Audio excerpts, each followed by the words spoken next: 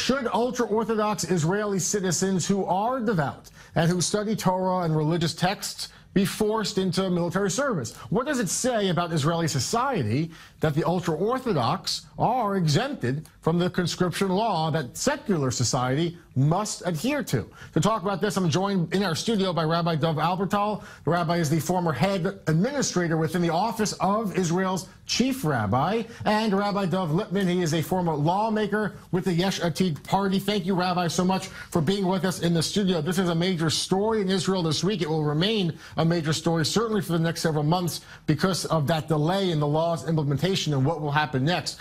Let me start with you, I guess, Rabbi Halbertal. Let me ask this question about just Israel being a sovereign nation. It's a nation in a society surrounded by enemies, many of whom still have declared war on Israel. There's a national security need, Israel says, for a mandatory conscription law. Everyone serves equally. Why should ultra-Orthodox be exempt?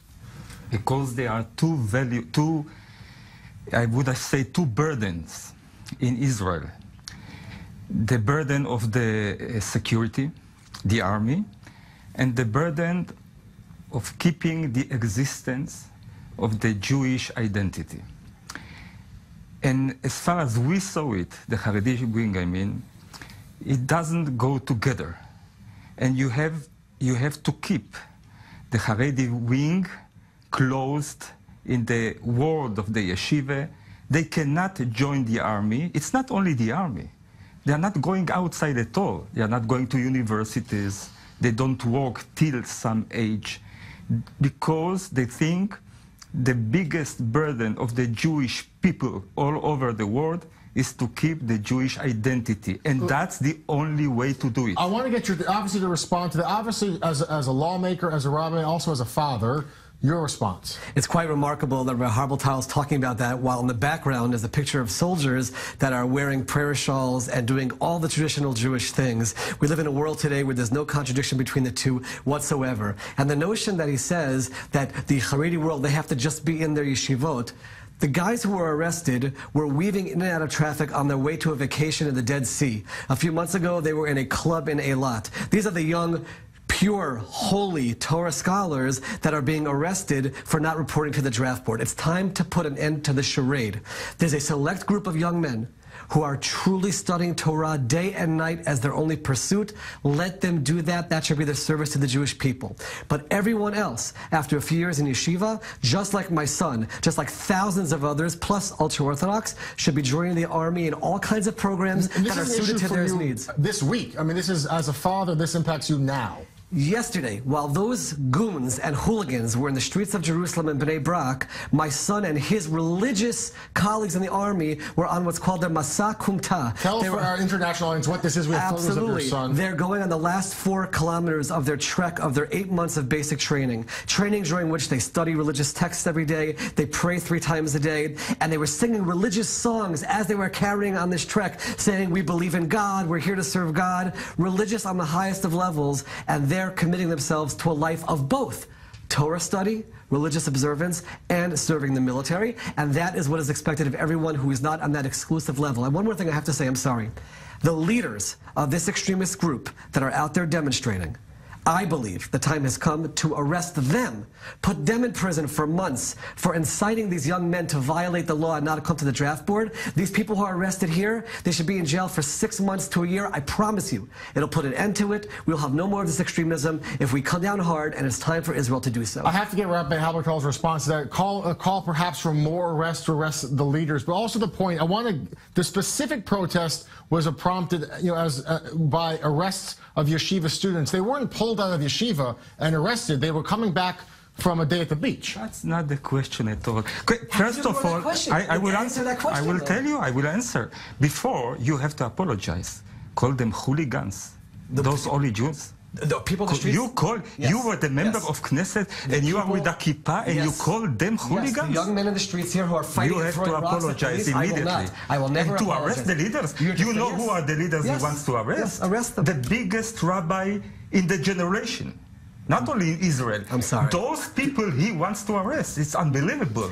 What will Yair Lapid tell about you? I don't know. You are more extreme than you. I will answer your question. It's not only those who are in the yeshivas studying and learning. It's not that we keep only them on the issue. Everybody who identifies himself as a Haredi and wants his children to be Haredi, to continue being Haredi, even though he is not in the moment in the yeshiva, he cannot go to the army, because going for him to the army means to ruin each value in of his this day and age, identity. in this modern society, isn't there a way to incorporate the religious beliefs, the sincerely held religious beliefs, but still have them serve the nation like everyone else does? Certainly we see,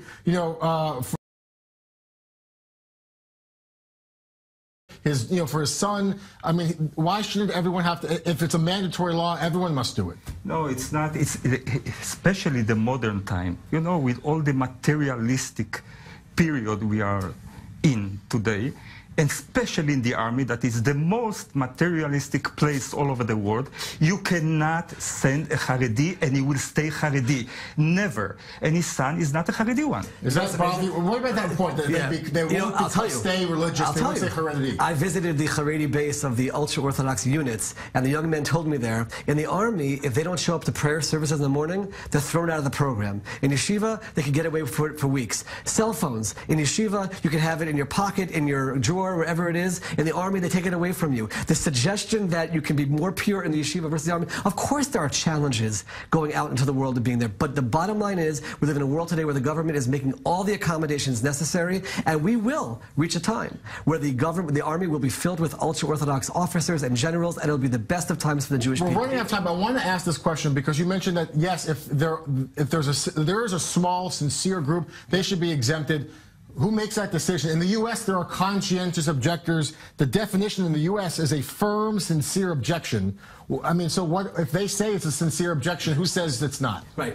When they come before the draft board, they don't say I'm an objector. They say Torah is my trade. That's all I want to do day and night. Anyone who's ever been in yeshiva knows who those boys are. They would not be in the car weaving near the Dead Sea. You mentioned calling them hooligans.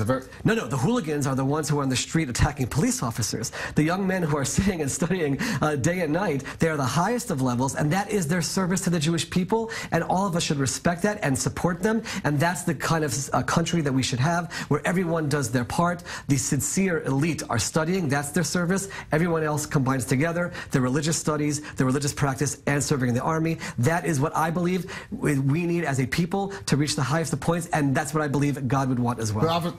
I apologize, but you are a big demagogue. Talking about the small group of those who are sitting and learning. We are talking about the very existence of the Jewish nation for generations to be.